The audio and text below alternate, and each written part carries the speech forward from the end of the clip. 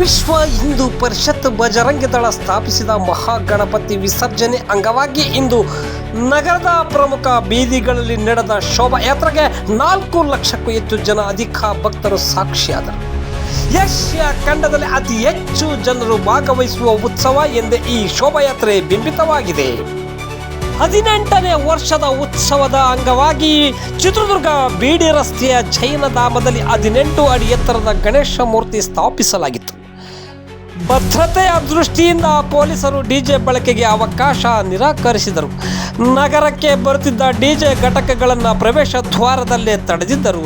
ಆದರೆ ವಿಎಚ್ಪಿ ಬಜರಂಗ ದಳ ಕಾರ್ಯಕರ್ತರು ಶುಕ್ರವಾರ ಮಧ್ಯರಾತ್ರಿವರೆಗೂ ರಸ್ತೆ ತಡೆ ನಡೆಸಿ ಡಿಜೆಗೆ ಅನುಮತಿ ನೀಡುವಂತೆ ಪಟ್ಟು ಹಿಡಿದರು.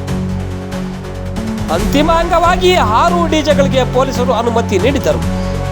ರಾಜ್ಯಗಳಿಂದ ಬಂದಿದ್ದ ಲಕ್ಷಾಂತರ ಭಕ್ತರು, ಯುವಕ ಯುವತಿಯರು, ಮಕ್ಕಳು ಡಿಜೆ ಸದ್ದಿಗೆ ಕುಣಿದು ಕುಪ್ಪಳಿಸಿದರು.